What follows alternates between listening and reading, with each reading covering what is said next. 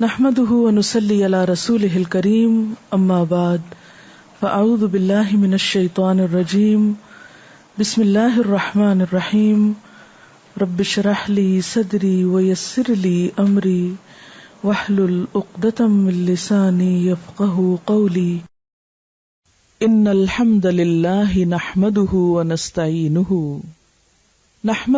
ونستعينه ونستغفره ونعوذ بالله من شرور أنفسنا ومن سيئات أعمالنا من يهده الله فلا مضل له ومن يضلله فلا هادي له وأشهد أن لا إله إلا الله وأشهد أن محمدا عبده ورسوله يا أيها الذين آمنوا اتقوا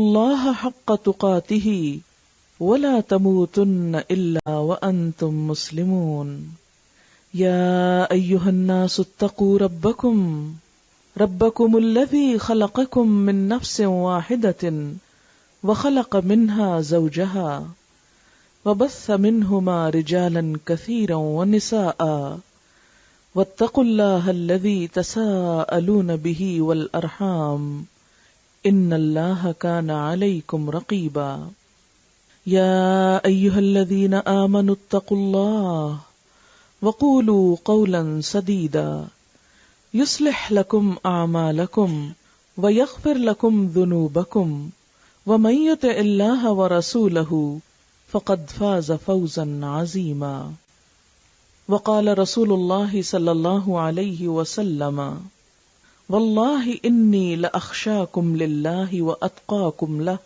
ولكني أصوم وأفطر وأصلي وأرقد وأتزوج النساء فمن رغب عن سنتي فليس مني۔ شکر اور تعریف اللہ تعالیٰ کے لیے ہے، ہم اسی کی حمد و ثنا کرتے ہیں، ہم اسی سے مدد چاہتے ہیں اور اسی سے اپنے گناہوں کی معافی چاہتے ہیں۔ ہم اپنے نفس کی شرارتوں اور برائیوں کے مقابلے میں اپنے آپ کو اللہ کی پناہ میں دیتے ہیں۔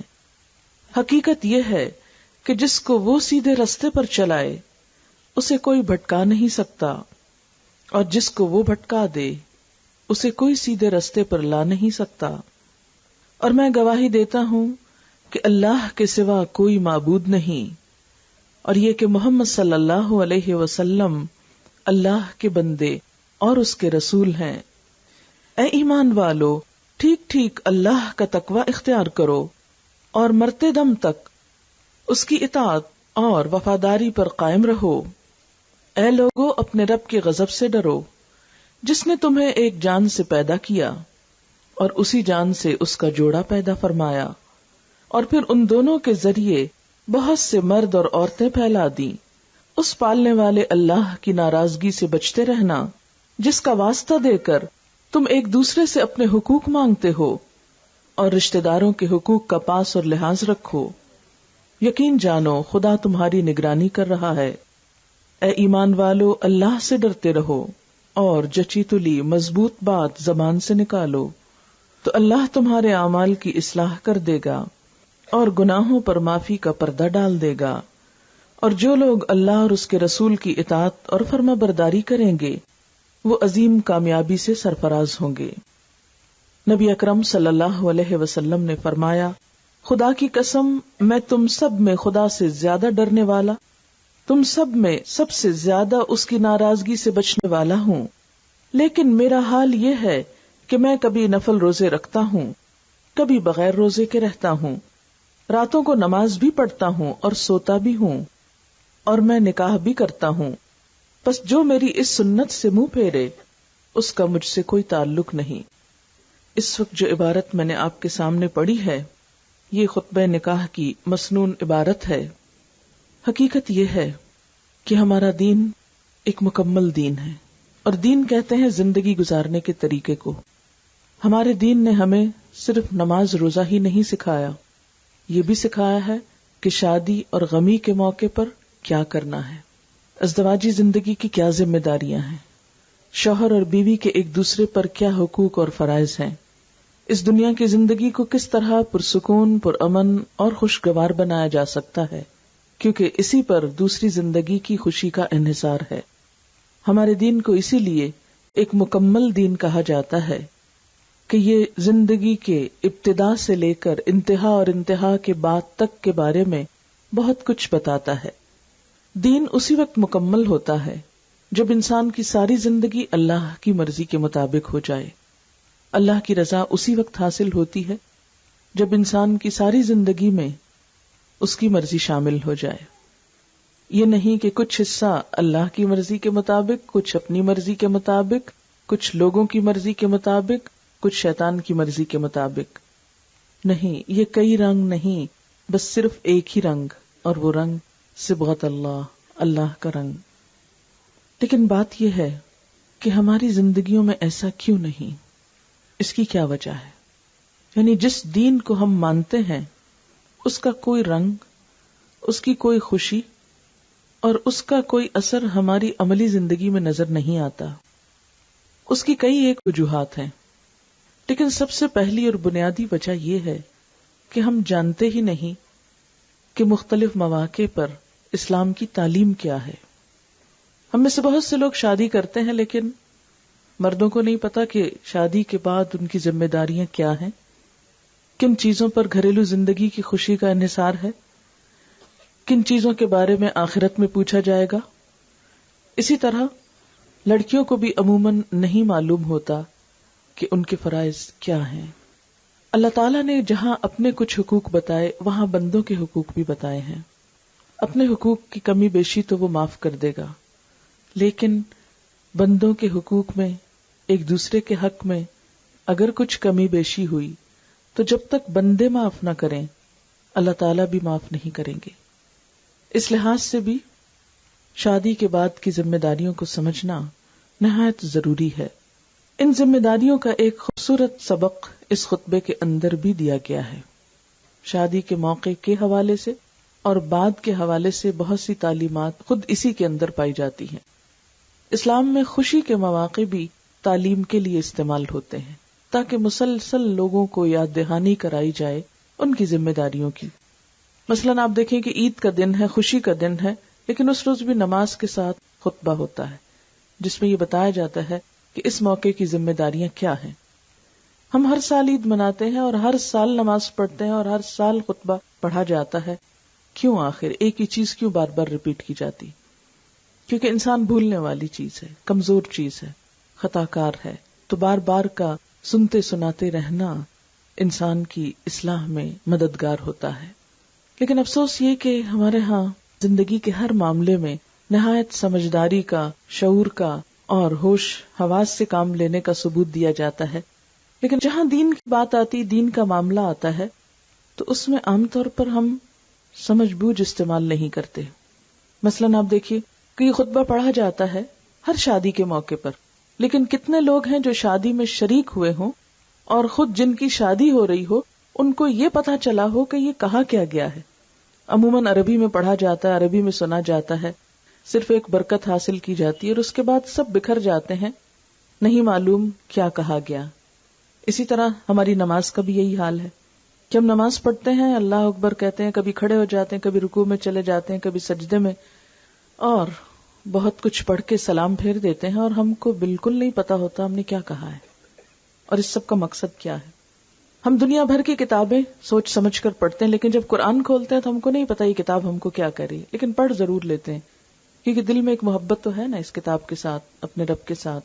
تو بات یہ ہے کہ صرف محبت سے بات نہیں چلے گی جب تک کہ اس کا حق ادا نہ کیا جائے۔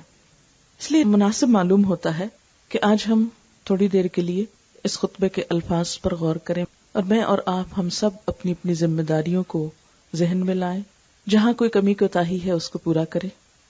یاد رکھیے کہ دین کی باتیں ہم کو جکڑنے کے لیے یا ہم کو پریشان کرنے کے لیے یا ہم پہ بوجھ ڈالنے کے لیے نہیں آئی، یہ دراصل ہماری ہی زندگی کو خوشگوار بنانے کے لیے ہیں۔ عموماً ہمارے ہاں دین سے ایک فرار کی کیفیت پائی جاتی ہے کہ شاید کوئی اللہ کی بات سن لی، نبی صلی اللہ علیہ وسلم کی بات سن لی تو پھر بڑی پابندی کرنی پڑے گی اور بڑی مشکل ہو جائے گی زندگی۔ لیکن یہ ایک غلط فہمی ہے۔ ہماری زندگیاں اللہ اور اس کے رسول صلی اللہ علیہ وسلم کی تعلیم کے بغیر بھی مشکل سے مشکل تر ہوتی چلی جا رہی ہیں۔ اور اس حقیقت کو سب سمجھتے ہیں. لہذا کھلے دل کے ساتھ، پوری خوشی کے ساتھ، پورے احساس کے ساتھ ہم سب ان باتوں کو سنیں تاکہ دین سے خوف نہیں، دین سے محبت پیدا ہو. جب کسی بھی چیز میں انسان کو اپنا فائدہ نظر آتا ہے تو قدرتی طور پر اس چیز سے دلچسپی بڑھ جاتی. اللہ تعالیٰ قرآن پاک میں فرماتے ہیں فیہ ذکرکم، اس میں تمہارا ہی ذکر ہے، یہ تمہاری باتیں ہیں، اس میں تمہارے لیے رہنمائی ہے. لہذا جو ہماری باتیں ہیں، جو چیز ہمارے لیے، اس کو پھر ہمیں اپنا سمجھ کر لینا ہے، کسی اور کا نہیں. تو آئیے دیکھتے ہیں کہ یہ الفاظ کیا بتاتے ہیں. سب سے پہلے اللہ تعالیٰ کی حمد و ثنا ہے. ان الحمد للہ، یقیناً تعریف اور ساری تعریف اور شکر اللہ کے لیے. شادی کا موقع، خوشی کا موقع، اللہ کا شکر. کیوں؟ اس لیے کہ بندہ مومن سمجھتا ہے کہ اس کی زندگی میں جو بھی کوئی خوشی آتی ہے وہ اللہ تعالیٰ کے دیے آتی ہے، اور دینے والے کا شکر ادا کرنا لازم ہے. اور یہ شکر گزاری نعمتوں کی حفاظت کا بھی ذریعہ ہے اور انسان کے دل کی گہرائیوں میں ایک خوشی کا احساس پیدا کرتی ہے. لہذا بندہ مومن خوشی کے موقع پر اور کسی غم کے موقع پر اپنے رب کو نہیں بھولتا. آپ دیکھیے کہ جب ہمیں کوئی اچھی خبر ملتی، کوئی گڈ نیوز یا خدا نخواستہ کوئی بیڈ نیوز، تو سب سے پہلے ہمارے دل میں کس کا خیال آتا ہے؟ کون یاد آتا ہے؟ جس کو ہم سب سے زیادہ چاہتے ہیں. مثلا اپنے بچوں میں سے، دوستوں میں سے، کوئی بھی جس کے لیے دل میں بہت جگہ ہوتی ہے تو دل چاہتا ہے کہ ہر چیز اس کے ساتھ شیئر کریں، سب سے پہلے اس کو بتائیں. اللہ تعالیٰ کی ذات ایسی ذات ہے کہ جو سب سے زیادہ چاہی جانی چاہیے. ہماری ساری محبتیں، اور سب سے بڑھ کر محبت اس سے ہونی چاہیے، سب سے بڑھ کر خوف اس کا ہونا چاہیے، سب سے بڑھ کر اس کی ناراضگی کی فکر ہونا چاہیے. لہذا اس خوشی کے موقع پر بھی سب سے پہلی یاد اس کی آنی چاہیے اور دل میں یہ احساس غالب رہنا چاہیے کہ یہ خوشی مجھے میرے رب نے دی ہے.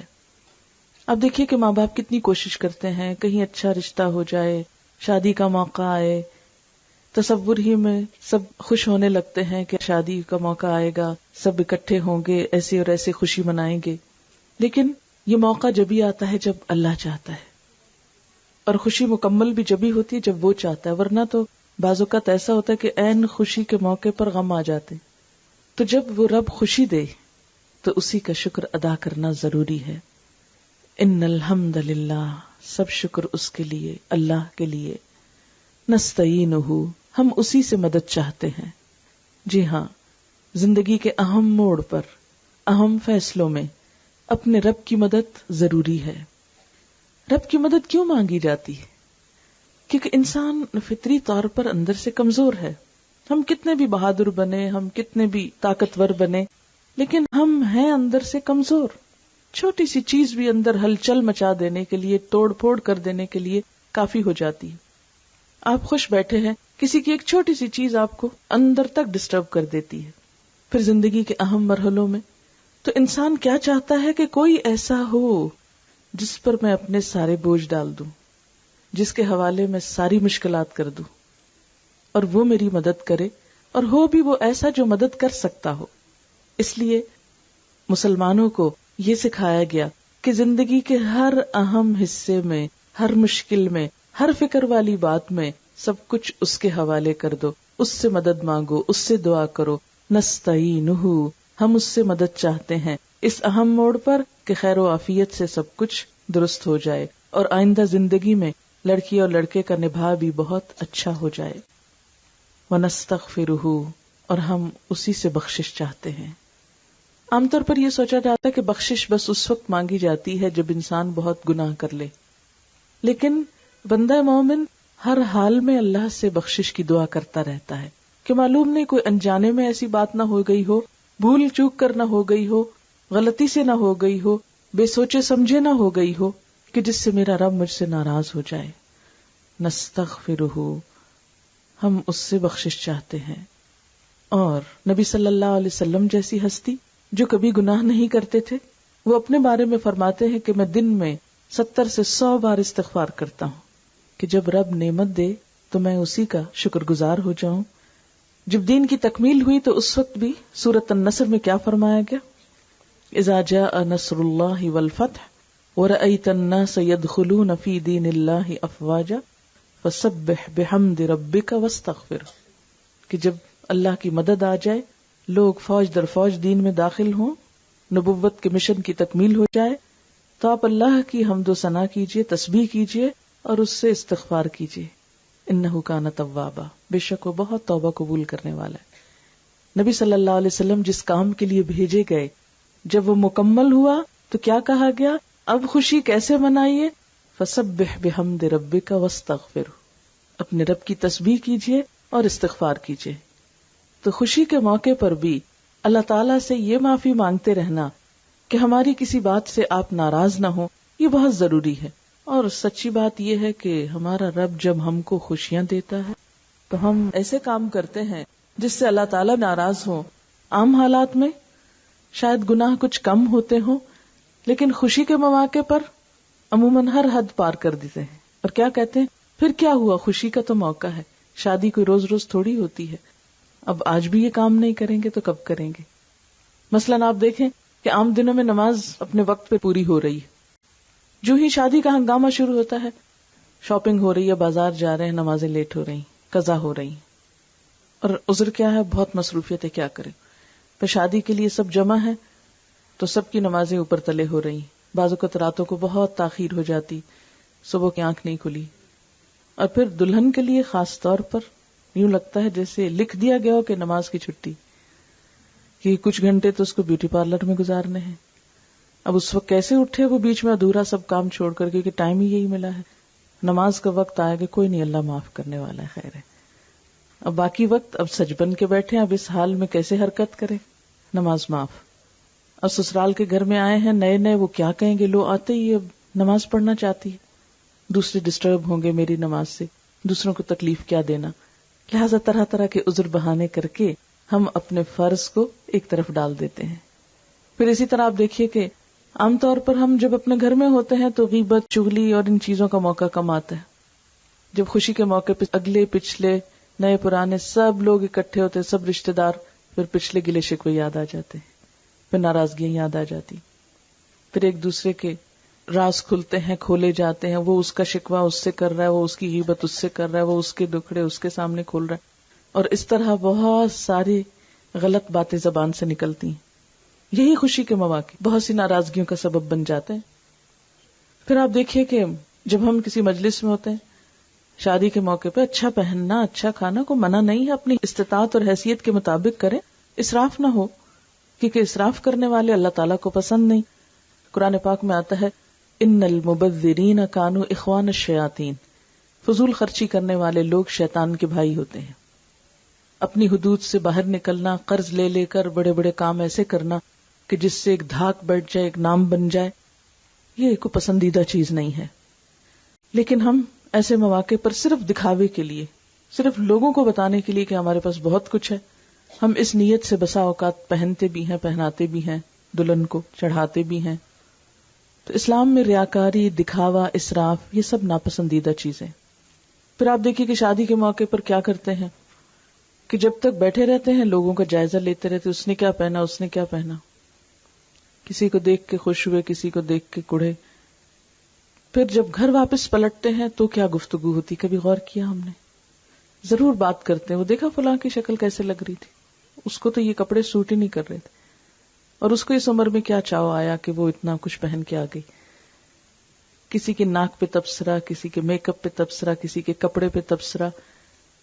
مومن تو کسی کا مذاق نہیں اڑاتا، اس کی گفتگو تو ایسی نہیں ہوتی کہ وہ لوگوں کی شکل و صورت پہ بات کرے، ان کے لباس پہ بات کرے، کسی کی غربت کا مذاق اڑائے، کسی کی امارت کا مذاق اڑائے۔ تو یہ سب کام عموماً ایسے ہی موقعوں پر جنم لیتے ہیں۔ اس لیے ایک طرف تو ان سے احتیاط لازم، اور دوسری طرف نستغفرہ، کہ ہماری کسی بات سے اللہ تعالیٰ ناراض نہ ہو، ہم اس سے معافی چاہتے ہیں۔ وَنَعُوذُ بِاللَّهِ مِن شُرُورِ أَنفُسِنَا، اور ہم اللہ کی پناہ میں اپنے آپ کو دیتے ہیں اپنے نفس کے شر سے بچنے کے لیے، کیونکہ انسان کا نفس اسے برائی پہ اکساتا ہے۔ چھوٹی سی بات کسی کی مائنڈ کی تو اس وقت تک چین نہیں آتا جب تک اس سے دگنا نہ اس کو سنا دے، کسی کی طرف سے تھوڑی سی تکلیف پہنچے تو جواب دینا لازم ہے. یہ کیسے ہو سکتا ہم چپ بیٹھے رہیں؟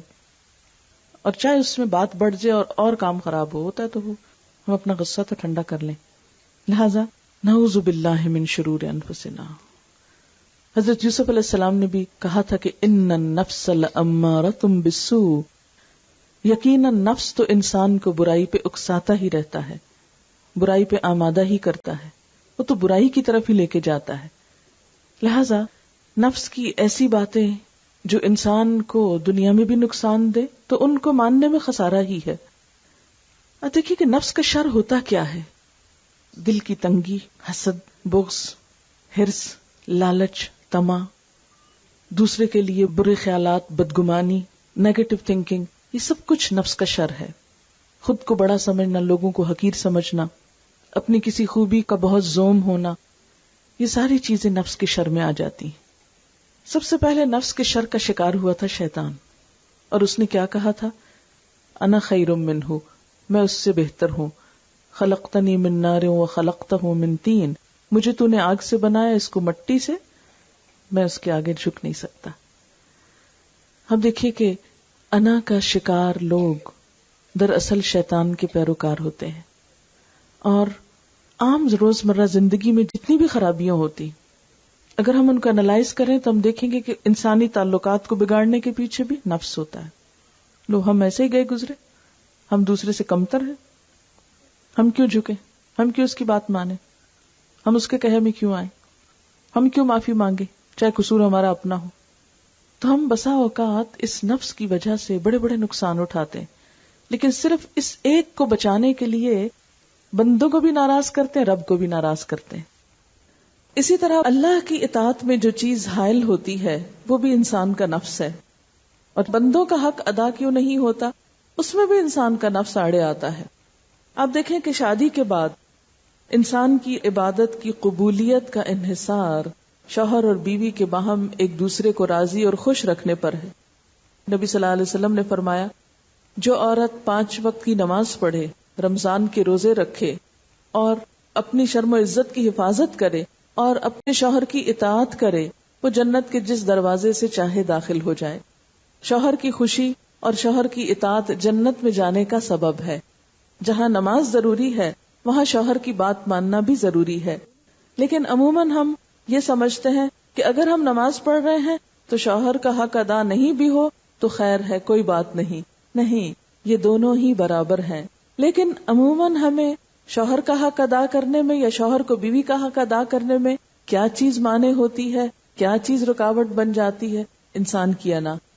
اس لیے اس چیز کے شر سے پناہ مانگی گئی جو انسان کے اچھے تعلقات کے راستے میں بہت بڑی رکاوٹ ہے. شادی کے بعد آپ دیکھیں شوہر اور بیوی کے جھگڑے کو بڑھانے میں جو چیز اہم کردار ادا کرتی ہے وہ انسان کا نفس ہے. مجھے کیوں کہا، مجھے کیوں بول دیا، میری انسلٹ کر دی، مجھ سے معافی نہیں مانگی. اور بعض اوقات انسان قصور ہوتے ہوئے کیوں نہیں دوسرے سے معافی مانگتا کہ اس میں میری بے عزتی، ٹوٹ تو جاؤں گی لیکن جھکوں گی نہیں. یہ سب کچھ نفس کے شر سے ہوتا ہے.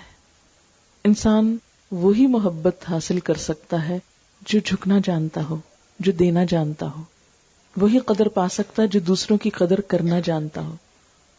کہتے ہیں نا، سراہی سر نگوں ہو کر بھرا کرتی ہے پیمانہ. اور دوسروں کو دینے کے لیے، دوسروں کو خوش کرنے کے لیے، دوسروں کے دل میں جگہ بنانے کے لیے، محبتیں، خوشیاں اور مسکراہٹیں بکھیرنے کے لیے جھکنا نہایت ضروری ہے. عاجزی بڑی پسندیدہ ہے. عاجزی اللہ کے سامنے بھی پسندیدہ ہے اور اللہ کے بندوں کو بھی پسندیدہ ہے. اس لیے خاص طور پر اس موقع پر کیا کہا گیا؟ نعوذ باللہ من شرور انفسنا ومن سیئات اعمالنا، اور اپنے برے اعمال کے شر سے بھی ہم اپنے آپ کو بچانے کے لیے اللہ کی پناہ میں دیتے ہیں. گناہوں کے برے اثرات بھی ہوتے ہیں انسان کی زندگی میں. سب سے پہلی بات تو یہ کہ انسان جب اپنے ضمیر کے خلاف جا کے کوئی بات کرتا ہے، ضمیر اسے چین نہیں لینے دیتا، اندر ایک گلٹ پیدا ہوتی، ایک پریشانی ہوتی. اور مسلسل جب انسان خلاف ورزی کرتا ہے ان حدود کی تو یہ پریشانی بڑھتی چلی جاتی. اس لیے ومن سیئات اعمالنا، اللہ تعالیٰ اگر ہم سے کچھ گناہ ہو جائیں تو ان کے برے نتائج سے تو ہم کو بچا لینا. من یہدہ اللہ فلا مضل لہ، جس کو اللہ تعالیٰ ہدایت دے اس کو کوئی بھٹکا نہیں سکتا. اور وہ ہدایت کس کو دیتا ہے؟ جو ہدایت چاہتا ہے، جس کے اندر طلب ہوتی ہے، تڑپ ہوتی ہے. دنیا کے باقی استعمال کی چیزیں تو اللہ تعالیٰ بغیر مانگی بھی دے دیتا ہے. مثلا ہم نے اپنی آنکھیں مانگی نہیں تھی، اپنا دل مانگا نہیں تھا، اپنا رزق مانگا نہیں تھا، بہت سی چیزیں اللہ تعالیٰ نے خود بخود ہم کو دی. لیکن ہدایت صرف اس کو ملتی ہے جو مانگتا ہے، جو طلب کرتا ہے. ورنہ تو مسلمان گھرانے میں پیدا ہو کر بھی بہت سے لوگ ہدایت سے بہت دور ہوتے ہیں. وَمَن يُضْلِلْ فَلَا هَادِيَ لَهُ، اور جس کو وہ بھٹکا دے، اور وہ جبرن زبردستی ظلمن کسی کو نہیں بھٹکاتا. جو اس کے رستے پر آنا نہ چاہے پھر وہ کیا کرتا ہے، اس کو آزادی دیتا ہے دنیا کی حد تک. اچھا میری طرف نہیں آنا چاہتے، کہیں اور جانا چاہتے جاؤ، کیونکہ آزادی جو دی اس نے. اور جس کو وہ چھوڑ دے اسے پھر کوئی اور پکڑ کے لا نہیں سکتا، کیونکہ وہ صرف ظاہر نہیں دیکھتا نا، وہ ہمارا اندر بھی دیکھتا ہے. اس کو پتا چل جاتا ہے کہ کس کے دل میں میری کتنی چاہت اور محبت ہے، کون مجھ کو خوش کرنا چاہتا ہے، کون میری رضا چاہتا ہے، اور کون مجھ سے منہ موڑتا ہے. ہم زبان سے چاہے کتنا بھی کہیں، لوگوں کو پتا نہ چلے، مگر اس کو تو پتا چل جاتا ہے. وہ پھر اندر کی بات پر فیصلہ کرتا ہے. اب دیکھیے کہ اگر ہم کو پتا چل جائے کسی انسان کے بارے میں کہ یہ ہمیں نہیں چاہتا، یہ ہم کو پسند نہیں کرتا، یہ ہم سے ملنا نہیں چاہتا، بتائیے آپ اس سے ملنا چاہیں گے؟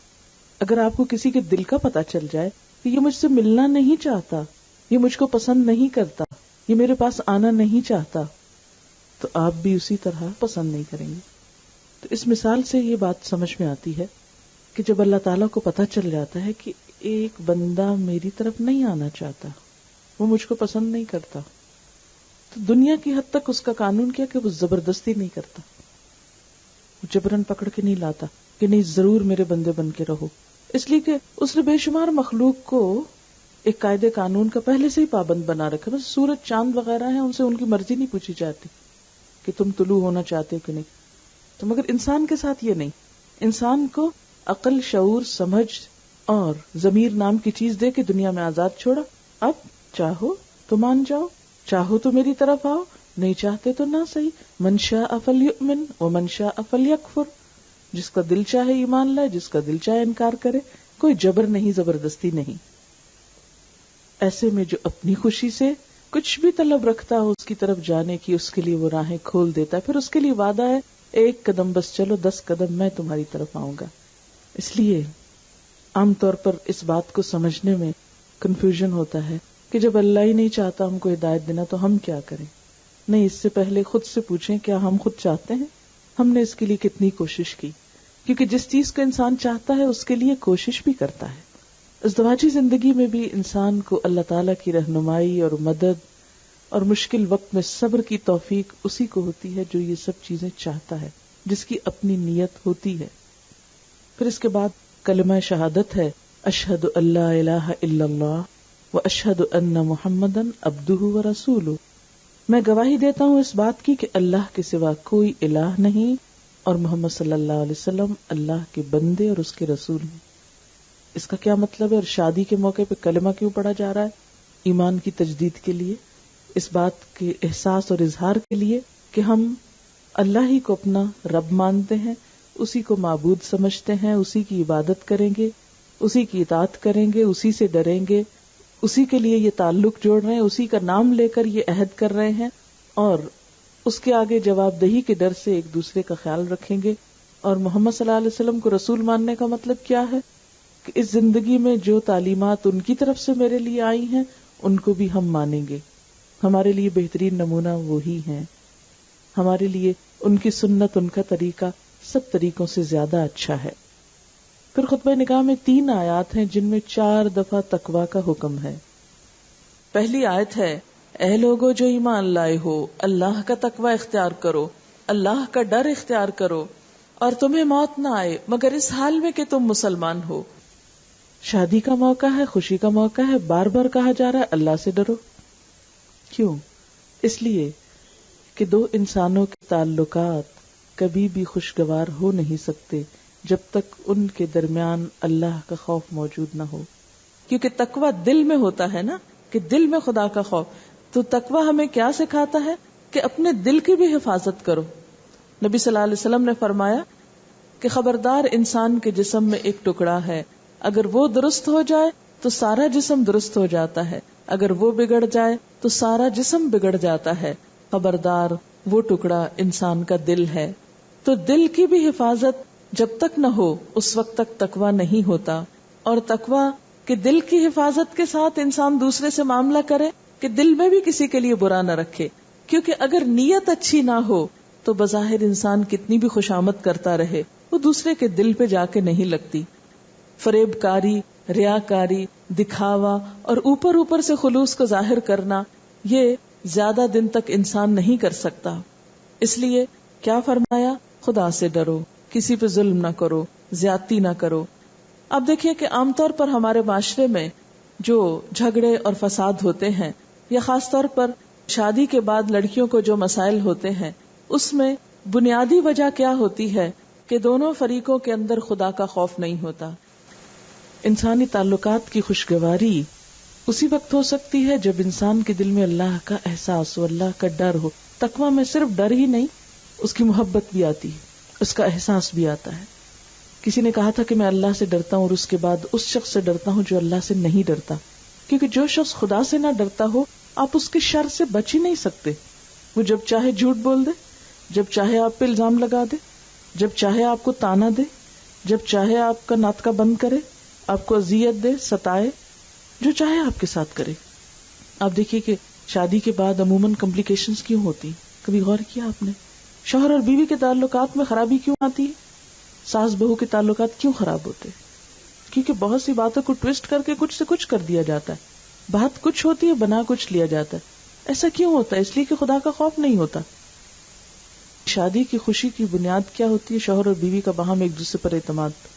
یہ اعتماد وہاں زیادہ ہوگا جہاں خدا کا خوف بیچ میں ہوگا، کیونکہ شوہر کو بھی اطمینان ہوگا میری بیوی مجھ کو چیٹ نہیں کرے گی، بیوی کو اطمینان ہوگا کہ میرا شوہر مجھ سے بے وفائی نہیں کرے گا، مجھے دھوکہ نہیں دے گا، میرے حقوق ادا کرے گا، میرے بارے میں اللہ نے جس ذمہ داری ڈالی اس کو پورا کرے گا۔ ہم عموماً سمجھتے کہ شادی کی خوشیوں کا انحصار زیادہ اچھے کپڑے پر، زیادہ خوبصورت جیولری پر، زیادہ اچھے گھر پر، زیادہ اچھی جاب پر شوہر کی، یا زیادہ پڑھی لکھی بیوی پر ہے۔ نہیں، یہ سب چیزیں ٹھیک ہے، مددگار ہیں، لیکن جب تک دونوں میں خدا کا خوف نہ ہو تو تعلقات اچھے نہیں ہو سکتے۔ بسا اوقات دونوں ایک دوسرے کے لیے اذیت کا سبب بنے رہیں گے۔ آپ نے دیکھا ہوگا کہ کچھ عورتوں کو یہ شکایت ہوتی ہے کہ شوہر مارنے پیٹنے پہ اتر آتے ہیں، چھوٹی چھوٹی بات، کھانے میں نمک کیوں زیادہ ہو گیا، دروازہ اونچا کیوں بند ہو گیا، بچے کو کیوں ڈانٹ پڑی۔ ہر وقت عورت ظلم و ستم کا نشانہ بنی رہتی، کیوں؟ اس لیے کہ خدا کا خوف نہیں۔ اللہ تعالیٰ ان سب باتوں کا حساب لے گا جو کسی پر بھی جبرن ظلمن زیادتی کی جائے۔ پھر اسی طرح آپ نے دیکھا ہوگا کہ بظاہر کوئی ایسی چیز نظر نہیں آتی لیکن ایموشنلی ٹارچر کیا جاتا ہے، چھوٹی چھوٹی بات پہ تانے، تم جہیز کیا لے کر آئی، تمہارے ماں باپ نے میری عزت نہیں کی، تمہارے بھائی نے یہ کر دیا، تمہاری بہن نے یہ کر دیا۔ اور اسی طرح بیوی کی طرف سے شکوے اور شکایات شوہر کے لیے، تمہاری ماں ایسی ہے، تمہاری بہنیں ایسی ہیں، میں نے اس گھر میں آ کے کوئی سکھ نہیں پایا۔ اور اس میں کچھ چھوٹی موٹی بات ہو بھی تو کچھ بڑھا لی جائے۔ کیوں بڑھا لی جاتی ہے؟ اس لیے کہ خدا کا خوف جو نہیں، تقویٰ جو نہیں۔ تقویٰ ہی وہ چیز ہے جو انسان کو بیلنس دیتا ہے، بات کرتے ہوئے احساس دیتا، اور اگر کوئی غلط بات منہ سے نکل بھی جائے تو جب انسان کو احساس ہو تو فوراً پلٹ بھی آتا، سوری یہ میری غلطی، یہ میرا قصور ہے، کیونکہ انسان کو پتا ہے کہ میں بندوں سے چھپ سکتا ہوں، اللہ سے نہیں چھپ سکتا۔ اور پھر حق کا تقاتی، کیسا تقویٰ؟ جیسا تقویٰ کا حق ہے۔ وَلَا تَمُوتُنَّ إِلَّا وَأَنْتُمْ مُسْلِمُونَ، اور تم نہ مرنا مگر اس حال میں کہ تم فرما بردار ہو، اللہ کی اطاعت پر تمہاری موت آئے۔ ہوتا یہ کہ شادی سے پہلے تو انسان اپنی اپنی زندگی گزارتا ہے، شادی کے بعد شوہر بیوی، بیوی شوہر کے انفلوئنس میں آ جاتی، اور بہت سی چیزیں ایک دوسرے کی خوشی کے لیے غلط کرنے لگتے ہیں جو اللہ تعالیٰ کو ناراض کرتی۔ فرمایا نہیں، تمہیں اللہ ہی کا تابع دار اور فرما بردار ہونا ہے۔ پھر دوسری آیت، اے لوگو اپنے رب سے ڈرو جس نے تم کو ایک جان سے پیدا کیا، یعنی مرد ہو یا عورت سب کی اصل ایک ہے۔ اور یہ بات بھی اس لیے ضروری ہے نا اس موقع پر کہنا، کیونکہ ہمارے معاشرے میں یہ احساس پایا جاتا ہے کہ عورت ایک کمتر چیز ہے۔ ضروری نہیں ہر جگہ، لیکن جہاں دین دنیا دونوں کی تعلیم نہیں وہاں عموماً عورت کی کوئی عزت نہیں، اس کو ایک نوکرانی بنا کے بعض اوقات گھر میں لایا جاتا ہے، بعض اوقات اس کی کوئی عزت نہیں، کوئی اس کی حیثیت نہیں، کوئی اس کا مقام نہیں، کوئی اس کا مرتبہ نہیں، کوئی اس کا حق نہیں، بس جیسے چاہو اسے استعمال کرو۔ نہیں، دونوں ہی انسان ہونے کے ناطے محترم ہیں، دونوں کی اصل ایک ہے، دونوں انسان ہیں، جیسا دل مرد کے اندر ہے ویسا ہی عورت کے اندر ہے، بلکہ زیادہ نازک۔ نبی صلی اللہ علیہ وسلم نے عورتوں کے بارے میں معاملہ کرتے ہوئے فرمایا تھا، رفقاً بالقواریر، نرمی سے، آئینے ہیں، کرسٹلز ہیں، ہینڈل وتھ کیئر، محبت کا معاملہ کرنا۔ جیسے آپ دیکھیں نا کہ شیشے کا برتن اور جو زیادہ مہنگا ویسے کرسٹل ہو تو کتنا احتیاط سے اٹھاتے رکھتے ہیں۔ عورتوں کے ساتھ سلوک میں یہی مثال دی گئی کہ جیسے آئینے کو احتیاط سے اٹھاتے ہو، شیشے کی چیز کو احتیاط سے اٹھاتے ہو، احتیاط سے رکھتے ہو کہ کہیں دراڑ نہ آ جائے، کہیں اسکریچ نہ آ جائے، کہیں ٹوٹ نہ جائے، ایسے ہی ایک دوسرے کے اور خصوصاً عورت کے جذبات کا احترام کرنا، اس سے محبت سے پیش آنا۔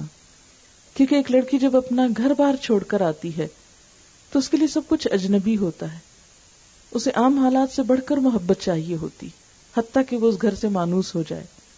لیکن بسا اوقات سسرال کی ایکسپیکٹیشنز فوری طور پر بہت بڑھ جاتی، ایک ایک چیز میں پورا جائزہ لیا جاتا ہے، دوربین لگا کے کھنگالا جاتا ہے کیا آتا ہے کیا نہیں آتا۔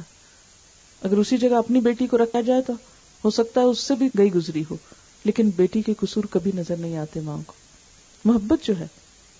مگر کسی کی بیٹی جب آتی ہے تو اس کی چھوٹی چھوٹی بات بھی بہت بھاری لگنے لگتی ہے، اور چھوٹی چھوٹی چیز پہ انسان مایوس ہونے لگتا ہے، دل ہارنے لگتا ہے، یہاں تو گزارا مشکل ہے۔ حالانکہ ایک پودا کہیں سے آپ نرسری سے لا کے گھر لگاتے ہیں اپنے لان میں، ہم نے دیکھا ہوگا کہ اس کو جڑ پکڑنے میں ذرا ٹائم لگتا ہے، اور پہلے وہ مرجھاتا ہے، پھر وہ جڑیں پکڑتا ہے، پھر وہ مضبوط ہوتا ہے، پھر برگبار لاتا ہے، پھول اور پھل لاتا ہے۔ بالکل ایک بچی جب نئے گھر میں آتی ہے تو پہلے وہ کملاتی ہے، ایڈجسٹمنٹ میں ہوتی ہے کچھ مشکل، پھر آہستہ آہستہ وہ اس سے مانوس ہوتی، اس کی جڑیں وہاں مضبوط ہوتی ہیں، پھر وہ ماں بنتی ہے، پھر وہ اس خاندان کے اندر ایک اہم مقام حاصل کر لیتی۔ تو ایک نئے پودے اور ایک بھرپور درخت میں بہت فرق ہوتا ہے۔ کسی آنے والی بچی کو اپنے اوپر قیاس نہیں کرنا چاہیے۔ مثلا ساس ہی ہے، وہ یہ نہ سمجھے کہ جو ہنر سکلز مجھ کو آتے ہیں وہ آنے والی بچی کو بھی سب آتے ہیں، نہیں۔ اگر ساس اس کو صرف اپنی بیٹی سمجھ لے اور اتنا ہی معاف کر دے جتنا اپنی بیٹی کو معاف کرتے ہیں، مثلا اپنی بیٹی 10 بجے دن تک سوتی رہے تو ہم کہتے ہیں ہاں بچی ہے نا، تھک جاتی بیچاری، کیا کرے۔ اگر بہو ایسا کر لے شامت آ جاتی۔ ڈبل سٹینڈرڈز ہیں نا ہمارے، اسی لیے ہمارے گھروں میں خوشی نہیں ہوتی۔ پھر خود بیمار ہو تو کچھ اور چاہیں گے، بہو بیمار ہو کچھ اور سٹینڈرڈز ہوں گے۔ یہ چھوٹی چھوٹی چیزیں ہمارے تعلقات کو خراب کر کے رکھ دیتی۔ تو شوہر کو کیا سمجھایا گیا؟ دونوں ایک اصل سے ہو، عورت کی بھی عزت ہے، اسے بھی احترام دینا ہوگا، اسی طرح شوہر کی بھی عزت ہے۔ یہ نہیں کہ مثلاً اگر لڑکی کسی زیادہ بہتر گھرانے سے آئی ہے، بہتر سے مراد یہ کہ کسی بھی اعتبار سے، علم، مال یا کسی بھی شان و شوکت کے اعتبار سے جو دنیاوی معیار عام طور پر پائے جاتے ہیں، تو یہ نہیں کہ وہ آ کر یہ سمجھے کہ میں بڑی ہوں لہذا ہر چیز میرے مرضی کے مطابق ڈھل جانی چاہیے۔ کیونکہ بسا اوقات کیا ہوتا ہے کہ باہر سے آنے والی لڑکی یہ سمجھتی کہ سب سے زیادہ حق میرا ہے اس گھر پر، اس لیے کہ میرا شوہر کما کے لا رہا ہے، وہ ساری آمدنی مجھ کو ملنی چاہیے، ہر جگہ میری مرضی ہونی چاہیے، اور ساس اور سسر اور باقی رشتے دار سب ریٹائر ہوں، وہ اپنا کام کریں، اب حکومت میری ہے۔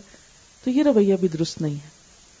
کسی بھی گھر میں اپنا مقام پیدا کرنے کے لیے ابتدا حقوق مانگنے سے نہیں، خدمت کرنے سے ہونی چاہیے۔ جب دینے والے ہوں گے تو ملے گا بھی۔ تو یہاں پر کیا فرمایا؟ دونوں کی اصل ایک ہے، خلقکم من نفس واحدۃ، ایک جان سے بنایا تم کو، وخلق منہا زوجہا، اسی سے اس کا جوڑا بنایا، یعنی عورت ہو یا مرد دونوں ایک اصل سے ہو، اس لحاظ سے دونوں میں فرق نہیں۔ ہاں دونوں کے حقوق اور ذمہ داریاں الگ ہیں۔ وَبَثَّ مِنْهُمَا رِجَالًا كَثِيرًا وَنِسَاءً، اور ان دونوں سے بہت سے مرد اور عورتیں پھیلا دی۔ دنیا میں جتنے انسان نظر آتے ہیں یہ صرف تنہا کسی مرد کا کمال نہیں، تنہا کسی عورت کا نہیں، یہ دونوں کے ملاپ کا نتیجہ ہے۔ لہٰذا ایک خاندان کو بنانے کے لیے دونوں پلرز برابر ہونے چاہیے۔ کہتے ہیں نا کہ گاڑی کے دو پہیے اور دونوں اپنی اپنی جگہ ہوں گے اور ویل بیلنسنگ ہوگی تو پھر ہی گاڑی چلے گی۔ اگر ایک پہیہ بڑا لگا دیں، ایک چھوٹا لگا دیں، ایک زیادہ اچھا لگا دیں، ایک پنکچر لگا دیں تو گاڑی نہیں چلتی۔ تو دونوں ہی کو ایک تو یہ کہ اپنی اپنی جگہ لگنا چاہیے، ایک ہی جگہ نہیں، دونوں کو لگ جانا چاہیے، اور دونوں کے درمیان ایک بہترین طریقے سے کوآرڈینیشن، کوآپریشن، ایک دوسرے کی عزت، احترام، بیلنس، یہ چیز زندگی کو خوشگوار بناتی ہے۔ پھر فرمایا واتقوا اللہ، اللہ سے ڈرو. یعنی یوں لگتا ہے کہ جیسے اللہ سے ڈرنے سے بات شروع کی جائے، پھر تھوڑا گزرے اور کہیں خرابی ہو تو پھر اللہ سے ڈرو، پھر چلے ہو، پھر کچھ کمی بیشی، پھر اللہ سے ڈرو.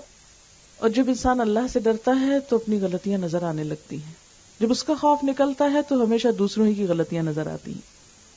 واتقوا اللہ الذی تساءلون بہ والارحام، اس رب سے ڈرو جس کا نام لے کر ایک دوسرے سے اپنے حق مانگتے ہو. اور رشتہ داروں کے بارے میں خاص طور پر خدا سے ڈرو، کیونکہ رشتہ داری کا معاملہ ہاں وہ ماں باپ کی طرف سے ہو یا سسرال کی طرف سے، رشتوں کو کاٹنے والا اللہ کا ناپسندیدہ انسان ہے. نبی صلی اللہ علیہ وسلم نے فرمایا لا يدخل الجنت قاطع الرحم، رشتوں کو کاٹنے والا جنت میں نہیں جائے گا.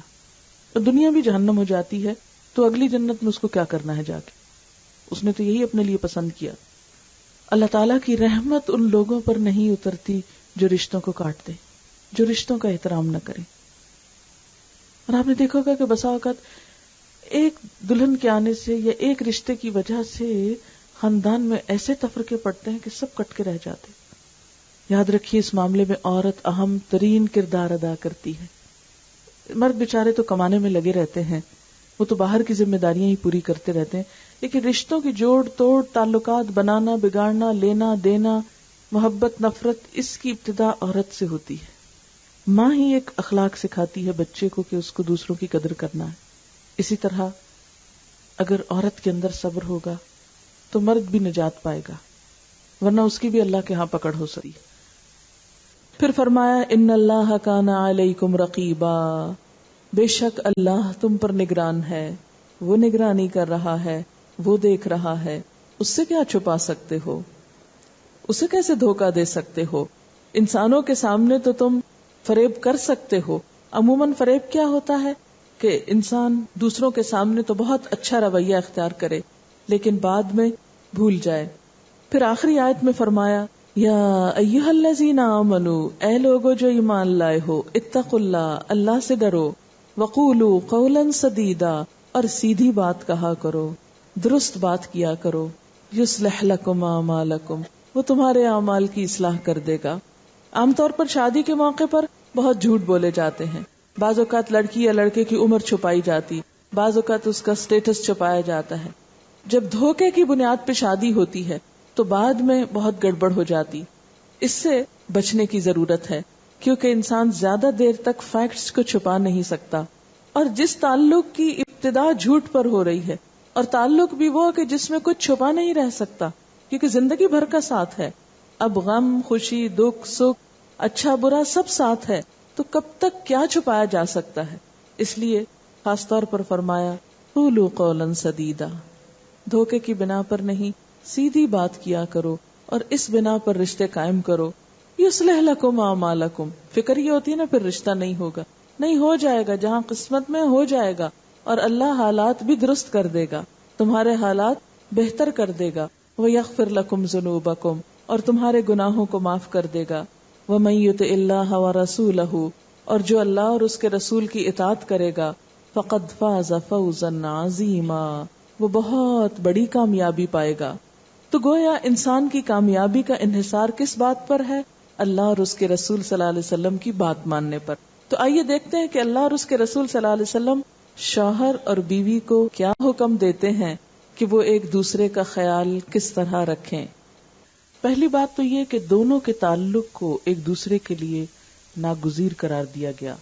شادی ایک ضرورت ہے انسان کی. انسان تنہا کبھی بھی اس طرح خوش نہیں رہ سکتا جس طرح وہ ایک خاندان میں رہتا ہے. یہ انسان کی ایک بالکل فطری ضرورت ہے.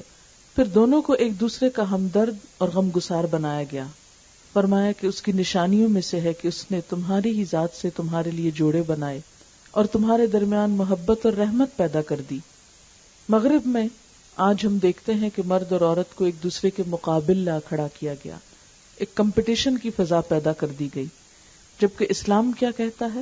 ہن لباس لکم وانتم لباس لہن، وہ تمہارا لباس ہے، تم ان کا لباس ہو. لباس انسان کے جسم کو سکون بھی دیتا ہے، خوشی کا سبب بھی ہوتا ہے، عزت اور آنر کا سبب بھی ہوتا ہے، انسان کو پروٹیکٹ بھی کرتا ہے، انسان کے عیب چھپاتا ہے، موسم کی سختیوں اور تلخیوں سے بچاتا ہے. زینت کا سبب ہے. بالکل اسی طرح شوہر اور بیوی ایک دوسرے کی کمی، کوتاہی، عیب، کمزوری کو چھپانے والے، ایک دوسرے کے لیے کمفرٹ اور سکون اور خوشی کا سبب، عزت و آنر کا سبب. جب کوئی شخص اپنا ہی لباس پھاڑتا تو خود ننگا ہوتا ہے نا، اس سے بڑھ کر بے وقوف کون ہو سکتا ہے جو اپنا لباس پھاڑے، خود کو نمایاں کرے. تو اسی طرح جو شوہر بیوی کی اور جو بیوی شوہر کی برائیاں کرتے ہیں، اپنے ہی لباس کو پھاڑتے ہیں، اپنے ہی لباس کو داغدار کرتے ہیں، اپنی عزت و آبرو پہ حرف لاتے ہیں. ٹھیک ہے، آپس کا اختلاف ہو سکتا ہے، ایک دوسرے سے گلے شکوے ہو سکتے ہیں، آسان صورت ہے آپس میں ہی نبھا لیا جائے، ایک دوسرے سے ہی سلجھا لیا جائے معاملہ. لیکن عموماً ایسا نہیں ہوتا. آپس میں معاملات کو درست کرنے کی بجائے باہر بات نکال دی جاتی. بعض اوقات لڑکی اپنے پیرنٹس سے شکایت شروع کر دیتی. ماں باپ کا دل تو ویسے ہی بچیوں کے معاملے میں بہت چھوٹا ہوتا ہے، وہ چھوٹی سی چیز کو بہت ڈیپلی لیتے ہیں، بہت دکھ اور تکلیف محسوس کرتے، بعض اوقات انٹرفیئرنس کرتے، اس سے معاملہ اور بگڑ جاتا ہے. تو چھوٹی چھوٹی کمی بیشی ناراضگی کو ظاہر نہیں کرنا چاہیے.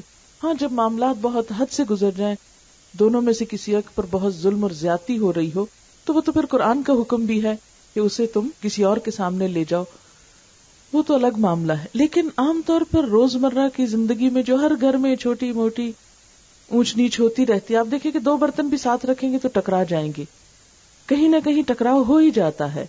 ڈفرنس آف اوپینین، ایک دوسرے کی مرضی کے خلاف، ایک باہر جا کے کھانا کھانا چاہتا ہے، ایک گھر میں کھانا چاہتا ہے، ایک کو نیند آئی ہے، ایک جاگنا چاہتا ہے، ایک باتیں کرنا چاہتا ہے. چھوٹی چھوٹی چیزوں میں اختلاف ہو جاتا ہے. اور اگر اس میں بہت کھچاؤ ہو جائے اور دوسرے کی خواہش کا احترام نہ کیا جائے تو شادی کے شروع میں ہی بدمزگیاں شروع ہو جاتی ہیں. تو اس میں سیکریفائس کرنا، ایک دوسرے کے جذبات کا احترام کرنا، ایک دوسرے کو خوشی دینا، یہ اپنے لیے خوشیوں کی راہ ہموار کرنا ہوتا ہے. ہن لباس لکم وانتم لباس لہن، ایک دوسرے کو پروٹیکٹ کرو، ایک دوسرے کے مددگار بنو. پھر یہاں پر شوہر کے لیے کچھ حکم ہے اللہ تعالیٰ کے. پہلا حکم تو یہ ہے کہ وعاشروہن بالمعروف، ان عورتوں کے ساتھ بھلے طریقے سے زندگی بسر کرو، معروف طریقے سے. معروف کیا ہے؟ ایک تو ہے شریعت کی حد میں جو نیکی کا کام ہو، اور ایک کیا ہے کہ جو تمہاری عقل اور سمجھ اور عرف عام میں جو چیز درست معلوم ہوتی ہو، جس کو انسانی عقل بھی ریکمینڈ کرتی ہو، جس میں بظاہر کوئی خرابی کی بات نہ ہو. تو اپنے رویوں کو جج کرو. عاشروہن بالمعروف، عورتوں سے بھلے طریقے سے زندگی بسر کرو. اور اس کی مزید وضاحت آپ صلی اللہ علیہ وسلم کی حدیث کرتی ہے، لوگوں سنو، عورتوں کے ساتھ اچھے سلوک سے پیش آؤ، کیونکہ وہ تمہارے پاس قیدیوں کی طرح ہیں.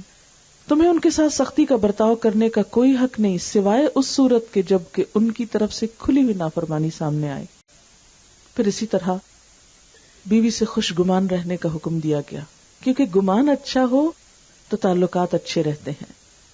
آپس میں صلح اور مصالحت کے ساتھ رہنے کا حکم دیا گیا. والصلح خیر، صلح اور موافقت کے ساتھ رہنا اچھا ہے.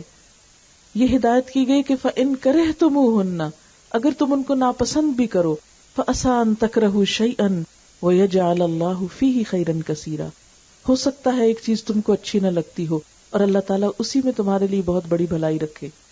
یعنی بیوی کی کوئی عادت پسند نہیں، اس کی شکل میں کچھ کمی بیشی تمہارے اعتبار سے یا کسی بھی چیز میں تمہیں اس سے اختلاف ہے، تو ایسی صورت میں صبر سے کام لو. ہو سکتا ہے ایک چیز تم کو اچھی نہ بھی لگتی ہو، لیکن اسی میں تمہارے لیے بہت بھلائی ہو کہ اللہ تم کو اس سے بہت اچھی اولاد دے، تمہارے گھر کی بہت اچھی حفاظت ہو، تمہاری خدمت اچھی ہو، تمہاری زندگی میں سکون ہو. لہٰذا صرف ایک شکل و صورت یا کسی معمولی عادت کی خرابی پر اسے اپنے سے کاٹ نہ پھینکو. شادی کا رشتہ کھیل نہیں ہے کہ چھوٹی چھوٹی باتوں پر ایک دوسرے کو الگ کر دیا جائے. نبی صلی اللہ علیہ وسلم نے فرمایا، کوئی مومن اپنی مومنہ بیوی سے نفرت نہ کرے. اگر بیوی کی کوئی عادت اس کو پسند نہیں، ہو سکتا ہے دوسری پسند آ جائے، تو پسند و ناپسند میں کس پہ نظر رکھو؟ جو تم کو پسند ہے، اور کسے اگنور کر دو؟ جو ناپسند ہے. پھر ایک دوسرے کو معاف کر دیا جائے. خاص طور پر مردوں کو حکم دیا گیا، یا ایھا الذین آمنوا ان من ازواجکم واولادکم عدوا لکم فاحذروہم وان تعفوا وتصفحوا وتغفروا فان اللہ غفور رحیم. مومنو، تمہاری بعض بیویاں اور اولاد تمہارے دشمن ہیں، ان سے بچتے رہو، محتاط رہو. لیکن اگر تم عفو درگزر سے کام لوگے، چشم پوشی سے کام لوگے، معاف کر دو گے، تو اللہ تعالیٰ بھی بہت رحم کرنے والا ہے. یعنی بیوی بچوں کی طرف سے اگر بہت زیادتی بھی ہو رہی ہو تو بھی کیا حکم دیا گیا؟ معاف کر دو. اور ایک دفعہ نہیں، ایک ہی آیت میں 3 دفعہ معاف کرنے کا حکم دیا گیا، کیونکہ اس زندگی میں درگزر کیے بغیر، معاف کیے بغیر گزارا نہیں. پھر اسی طرح بیوی کے ساتھ خوش اخلاقی کا برتاؤ کیا جائے. نبی صلی اللہ علیہ وسلم نے فرمایا کامل ایمان والے مومن وہ ہیں جو اپنے اخلاق میں سب سے اچھے ہوں، اور تم میں سب سے اچھے لوگ وہ ہیں جو اپنی بیویوں کے حق میں سب سے اچھے ہوں. کیونکہ دوسروں کے ساتھ اچھا اخلاق تو ایک مجبوری ہو سکتی، گھر میں ایسی مجبوری نہیں ہوتی، اور عموماً باہر کی بھی سارے غم غصے بیوی پر ہی نکلتے ہیں، تو یہ طریقہ ٹھیک نہیں ہے. سب سے اچھا اخلاق کس سے برتو؟ اپنی بیوی سے. ہمارے ہاں کوئی کرے تو کہتے زن مرید ہے. حضرت عائشہ فرماتی کہ میں نبی صلی اللہ علیہ وسلم کے ہاں گڑیوں سے کھیلا کرتی تھی، میری سہیلیاں بھی میرے ساتھ کھیلتی، جب آپ تشریف لاتے سب چھپ جاتی، آپ ڈھونڈ ڈھونڈ کر ایک ایک کو میرے پاس بھیجتے کہ وہ میرے ساتھ کھیلے. یعنی بیوی کے شوق اور کھیل اور تفریح کا بھی اہتمام کرنا شوہر کی ذمہ داری ہے. اسی طرح ایک اور جگہ پر ہم دیکھتے ہیں کہ آپ صلی اللہ علیہ وسلم نے حضرت عائشہ رضی اللہ تعالی عنہا کے ساتھ ایک دوڑ لگائی. اس وقت حضرت عائشہ کہتی ہیں کہ غذا کی کمی کے سبب ہمارا جسم ہلکا پھلکا تھا تو میں دوڑ میں آگے نکل گئی. کچھ عرصے کے بعد آپ صلی اللہ علیہ وسلم نے پھر میرے ساتھ دوڑ لگائی جب تک میرا جسم بھاری ہو چکا تھا، تو اس موقع پر آپ آگے نکل گئے. تو آپ نے فرمایا عائشہ یہ اس دن کا بدلہ ہے. آپ دیکھیے کہ ہمارے ہاں کتنے گھروں میں یہ رواج ہوگا کہ شوہر بیوی دوڑ لگائیں. اگر کوئی دوڑ لگائے تو کہیں گے یہ تو اسلامی بات ہی نہیں، یہ تو اسلام ہی کے خلاف ہے. یعنی اسلام میں جہاں سیریس ہونے کی بات ہے وہ سیریس بھی ہونا چاہیے. نماز ہے، خشوع و خضوع ہے، اللہ کی بات ہے، قرآن سنے، دل نرم ہو، روئیں، دعا مانگے، لیکن اس کے ساتھ جہاں خوشی کا موقع ہے وہاں حدود میں رہ کر خوش ہونا، اور ایک دوسرے سے خاص طور پر شوہر اور بیوی کا ایک دوسرے کے ساتھ اچھا سلوک کرنا، یہ اسلام میں پسندیدہ ہے. اور پسندیدہ ترین تفریحات میں سے ایک تفریح شوہر کا اپنی بیوی کے ساتھ تفریح کرنا ہے. یعنی ان کا باہم اچھا تعلق اور ان کے درمیان خوشگوار موڈ اور خوشگوار رویہ اور ہنسی مذاق جو ہے یہ اسلام میں عبادت ہے. یعنی وہ جھوٹ کی حد تک نہ ہو لیکن یہ کہ اسے پسند قرار دیا گیا. اور کوئی ایسی چیز جو شوہر اور بیوی کے تعلقات کو بگاڑے اور خراب کرے اسے شیطانی کوشش قرار دیا گیا. حدیث سے ہمیں پتا چلتا ہے کہ شیطان ہر روز اپنا دربار لگاتا ہے اور وہ اپنے چیلوں سے پوچھتا ہے اچھا آج تم کیا کر کے آئے؟ تو وہ بتاتے ہیں کہ آج ہم نے فلاں جگہ قتل و غارت کرائی، فلاں کو برا بھلا کہلوایا، فلاں کے ساتھ یہ کیا. وہ کہتا نہیں تم نے کوئی خاص کام نہیں کیا. اتنے میں ایک کھڑا ہوتا ہے اور وہ بتاتا ہے کہ آج میں نے شوہر اور بیوی میں لڑائی کروا دی. تو کہتا ہے تم نے سب سے اچھا کام کیا. اور وہ اس کے سر پہ تاج رکھتا ہے کہ سب سے بہترین کون ہے؟ جو گھر توڑ کے آئے، جو دو کو لڑا کے آئے. لہذا شیطان کے اس فتنے اور شر سے ہر ایک کو الرٹ رہنا چاہیے. قرآن میں بار بار یہ آیا ہے کہ شیطان تمہارا کھلا دشمن ہے. اس لیے کوئی بھی شخص جو یہ کوشش کرے کہ کسی میاں بیوی میں پھوٹ پڑ جائے اور دونوں کے تعلقات خراب ہو جائے، وہ دراصل شیطان انسان کی شکل میں ہے. اللہ تعالیٰ کا سخت ناپسندیدہ کام کرنے والا ہے، اور ایسی چیزوں سے کبھی بھی انسان کو خوشی حاصل نہیں ہو سکتی. پھر یہ ہے کہ پوری فراخ دلی کے ساتھ بیوی کی ضروریات پوری کرنی چاہیے.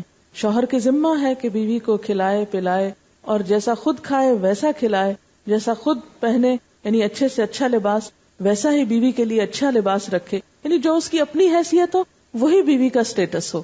یہ نہیں کہ خود تو انسان اعلیٰ سے اعلیٰ طریقے سے اپنی ضروریات پوری کرے اور بیوی جو ہے وہ پائی پائی کو ترسے. یہ اسلامی طریقہ نہیں ہے. اس لیے آپ صلی اللہ علیہ وسلم نے فرمایا 1 دینار وہ ہے جو تم نے خدا کی راہ میں خرچ کیا، 1 دینار وہ ہے جو تم نے کسی غلام کو آزاد کرنے میں خرچ کیا، 1 وہ ہے جو تم نے کسی فقیر کو صدقے میں دیا، 1 دینار وہ جو تم نے اپنے گھر والوں پہ خرچ کیا. اس میں سب سے زیادہ اجر و ثواب اس دینار کا ہے جو تم نے گھر والوں پہ خرچ کیا. عام طور پر ہم یہ سمجھتے ہیں نا کہ غریبوں کو دینے سے بہت ثواب ہے اس میں ثواب، لیکن اگر کوئی شوہر اپنے بیوی بچوں کی ضروریات پوری کر رہا ہے اور ان کو دے رہا ہے تو وہ بھی بہت ہی بہترین کام کر رہا ہے اور اس پر بھی اسے اجر مل رہا ہے. نبی صلی اللہ علیہ وسلم نے فرمایا کہ تمہارا اپنی بیوی کو ایک لقمہ کھلانا جو ہے وہ بھی صدقہ لکھا جاتا ہے. یعنی صدقہ وہ صرف کالے بکرے کا نہیں جو ذبح کر کے کسی یتیم خانے میں آپ دے کر آئیں. صدقہ وہ بھی ہے جو آپ خدا کی خوشی کے لیے کسی کے ساتھ بھی کوئی بھلائی کریں. حتیٰ کہ حدیث میں آتا ہے کہ تمہارا اپنے بھائی کو دیکھ کے مسکرانا جو ہے وہ بھی صدقہ ہے. تو یعنی ایک مسکراہٹ بھی صدقہ ہے. لیکن عام طور پر ہم کیا سمجھتے ہیں کہ صرف کسی غریب کو کچھ دینا بس وہ صدقہ ہے. نہیں، گھر والوں کی ضرورت پوری کرنا بھی ثواب کا کام ہے، جیسے کسی باہر میں صدقہ کرنا. کیوں؟ اس لیے کہ گھر والوں کی ضرورت پوری کرنا فرض رکھا ہے اللہ نے شوہر پر. تو جو شوہر اپنا فرض پورا کرتا ہے گویا وہ ایک عبادت کرتا ہے. پھر اسی طرح بیوی کی دینی تعلیم تربیت یہ بھی شوہر کی ذمہ داری ہے. قرآن پاک میں اللہ تعالیٰ فرماتے ہیں یا ایھا الذین آمنوا قوا انفسکم واہلیکم نارا، اے لوگو جو ایمان لائے ہو بچاؤ اپنے آپ کو اور اپنے گھر والوں کو آگ سے. یعنی صرف کھلانا پلانا اور دنیا کی راحت و آرام دینا ہی نہیں، آخرت کی آگ سے بچانا بھی تمہارا فرض ہے. نبی صلی اللہ علیہ وسلم جس طرح باہر تبلیغ کرتے تھے ایسے ہی اپنے ازواج مطہرات کو عصر کے بعد تعلیم دیا کرتے تھے. نبی صلی اللہ علیہ وسلم کے واسطے سے مسلمانوں کو ہدایت کی گئی وَأْمُرْ أَهْلَكَ بِالصَّلَاةِ وَاصْطَبِرْ عَلَيْهَا، اپنے گھر والوں کو نماز کی تاکید کرو، خود بھی اس کے پابند رہو. آپ صلی اللہ علیہ وسلم نے فرمایا جب کوئی مرد رات میں اپنی بیوی کو جگاتا ہے اور دونوں مل کر 2 رکعت نماز پڑھتے ہیں تو شوہر کا نام ذکر کرنے والوں میں اور بیوی کا نام ذکر کرنے والیوں میں لکھ لیا جاتا ہے. یعنی دونوں ایک دوسرے کو نیکی کی طرف بھی توجہ دلائیں. پھر اسی طرح بیوی کے لیے شوہر کی اطاعت فرض ہے. قرآن پاک میں آتا ہے فالصالحات قانتات، نیک بیویاں شوہر کی اطاعت کرنے والی ہوتی ہیں. یہاں تک کہ نفل روزے میں بھی شوہر کی اجازت ضروری ہے. نبی صلی اللہ علیہ وسلم نے فرمایا 2 قسم کے آدمی وہ ہیں جن کی نمازیں ان کے سروں سے اوپر نہیں جاتی، اس غلام کی نماز جو اپنے آقا سے بھاگ جائے جب تک واپس نہ آئے، اس عورت کی نماز جو شوہر کی نافرمانی کرے جب تک شوہر کی نافرمانی سے باز نہ آ جائے. یعنی باقی عبادتیں بھی قبول نہیں اگر شوہر کی جائز اور درست بات بھی عورت نہ مانے تو. دوسری ذمہ داری یہ کہ اپنی آبرو عزت و عصمت کی حفاظت کی جائے، کیونکہ چھوٹی سی بات میں شک اور شبہ یا کوئی ایسا کام جو شوہر کے دل میں بے وفائی کا شک ڈال دے یہ ازدواجی زندگی میں تلخی گھول دیتا ہے. اس لیے دونوں کا ایک دوسرے پر اعتماد بہت ضروری ہے. نبی صلی اللہ علیہ وسلم نے فرمایا عورت جب 5 وقت کی نماز پڑھے، اپنی آبرو کی حفاظت کرے، شوہر کی فرما بردار رہے تو جنت کے جس دروازے سے چاہے داخل ہو. یعنی اتنا بڑا مرتبہ ہے اس عورت کا کہ اس کو چوائس دی جائے گی کہ کون سی جنت چاہیے، کس دروازے سے آنا چاہتی ہے. اسی طرح شوہر کی اجازت اور مرضی کے بغیر گھر سے نہ جائے. حضرت معاذ بن جبل کہتے ہیں کہ نبی صلی اللہ علیہ وسلم نے فرمایا خدا پر ایمان رکھنے والی عورت کے لیے جائز نہیں کہ وہ اپنے شوہر کے گھر میں کسی ایسے کو آنے کی اجازت دے جس کا آنا شوہر کو پسند نہ ہو، اور وہ گھر سے کسی ایسی صورت میں نکلے جب اس کا نکلنا شوہر کو پسند نہ ہو. عورت شوہر کے معاملے میں کسی دوسرے کا کہنا نہ مانے. آپ دیکھیے کہ عموماً خرابیاں کس سے ہوتی ہیں؟ جب عورتیں بسا اوقات شوہر کے مقابلے میں میکے کی زیادہ مانتے، وہاں سے مشورے لیتے، ان کے کہنے پہ چلتے. شادی کے بعد شوہر اس بات کا زیادہ حقدار ہے کہ اس کے مشورے پر چلا جائے. اسی طرح شوہر سے محبت کا اظہار اس کی رفاقت کی قدر ازدواجی زندگی کو خوبصورت بنا دیتا ہے.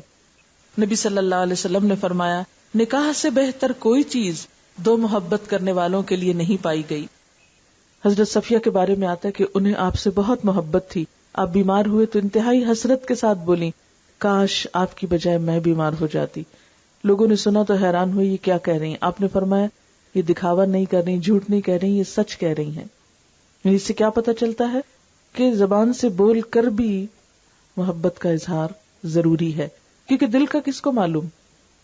پھر اسی طرح شوہر کا احسان ماننا چاہیے، اس لیے کہ جو بھی کوئی بھلائی کرے اس کا احسان ماننا ضروری ہے، لیکن شوہر کی بھلائی تو ہر انسان کی بھلائی سے بڑھ کر ہوتی ہے، اس لیے اس کو وقتاً فوقتاً احساس دلانا چاہیے. اب دیکھیں کہ جب کوئی اور انسان ہمیں کوئی چھوٹی سی چیز بھی دے تو ہم کتنے شکر گزار ہوتے. شوہر قیمتی سے قیمتی تحفہ بھی لائے تو ہم کہتے ہیں یہ کیا لائے. بعض اوقات دیکھا گیا کہ عورتیں ہر وہ چیز جو شوہر گھر میں لے کر اس میں ضرور نقص نکالتی. پھر اسی طرح اپنے انداز سے، اپنی گفتگو سے، اپنی باتوں سے بھی شوہر کو خوش رکھنے کی کوشش کرنی چاہیے.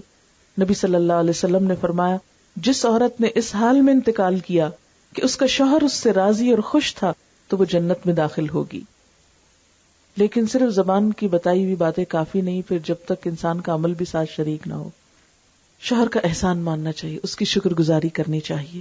حضرت اسماء کہتی ہیں کہ ایک بار نبی صلی اللہ علیہ وسلم میرے پاس سے گزرے، میں اپنی سہیلیوں کے ساتھ تھی، آپ نے ہمیں سلام کیا اور ارشاد فرمایا تم پر جن کا احسان ہے ان کی ناشکری سے بچو. تم میں سے ایک اپنے ماں باپ کے ہاں دنوں تک بن بیاہی بیٹھی رہتی ہے، پھر خدا اس کو شوہر عطا فرماتا ہے، اولاد سے نوازتا ہے. ان تمام احسانات کے باوجود اگر کسی بات پر شوہر سے خفا ہوتی ہے تو کہہ اٹھتی ہے میں نے تو کبھی تمہاری طرف سے کوئی بھلائی دیکھی ہی نہیں.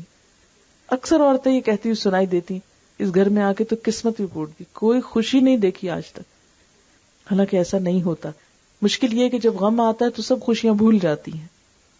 تو انسان کو عدل و انصاف سے کام لینا چاہیے اور ایسی بات زبان سے نہیں نکالنی چاہیے کہ جس سے ناشکری ٹپکتی ہو. نبی صلی اللہ علیہ وسلم نے فرمایا خدا قیامت کے روز اس عورت کی طرف نظر اٹھا کر نہ دیکھے گا جو شوہر کی ناشکری ہوگی، حالانکہ عورت کسی وقت بھی شوہر سے بے نیاز نہیں ہو سکتی. شوہر کی خدمت کر کے خوشی محسوس کرنی چاہیے. نبی صلی اللہ علیہ وسلم کے ساتھ حضرت عائشہ کا معاملہ یہ تھا کہ وہ آپ کے کپڑے دھوتی، سر میں تیل لگاتی، کبھی کنگھی بھی کر دیتی، خوشبو لگا دیتی. حالانکہ یہ کام شوہر اپنے خود بھی کر سکتا ہے، لیکن باہم تعلق کو خوشگوار بنانے کے لیے چھوٹے چھوٹے دوسرے کے کام کر دینا یہ ضروری ہے. اسی طرح شوہر کے گھر بار مال اسباب کی حفاظت بھی عورت کے ذمہ. شوہر تو باہر چلے جاتے ہیں، اس لیے گھر کی نگرانی عورت کی ذمہ داریوں میں سے ہے. آپ صلی اللہ علیہ وسلم نے فرمایا قریش کی عورتیں کیا ہی خوب عورتیں ہیں، بچوں پہ نہایت مہربان، شوہر کے گھر بار کی انتہائی حفاظت کرنے والی. یہ اچھی عورت کی خوبیاں ہیں. نبی صلی اللہ علیہ وسلم نے فرمایا مومن کے لیے خوف خدا کے بعد سب سے زیادہ مفید اور باعث خیر نعمت نیک بیوی ہے. جب وہ اسے کسی کام کو کہے تو خوشی سے کر دے، جب اس پہ نگاہ ڈالے تو اس کو خوش کر دے، جب وہ اس کے بھروسے پر قسم کھا بیٹھے تو اس کی قسم پوری کر دے، جب وہ کہیں چلا جائے تو اس کے پیچھے اپنی عزت و آبرو کی حفاظت کرے، اور شوہر کے مال و اسباب کی نگرانی میں شوہر کی خیرخواہ اور وفادار رہے. صفائی، سلیقہ، آرائش، زیبائش، زیب و زینت کا اہتمام شوہر کے لیے یہ بھی پسندیدہ ہے.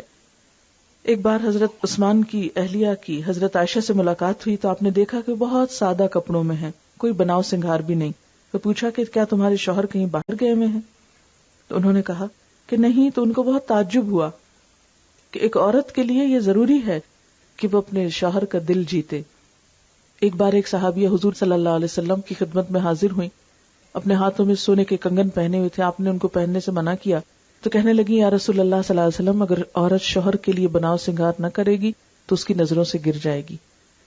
لہذا یہ پسندیدہ ہے کہ عورت اپنے شوہر کے لیے سب زیب و زینت کرے. مگر ہمارے ہاں بالکل ویلیوز بدل گئی.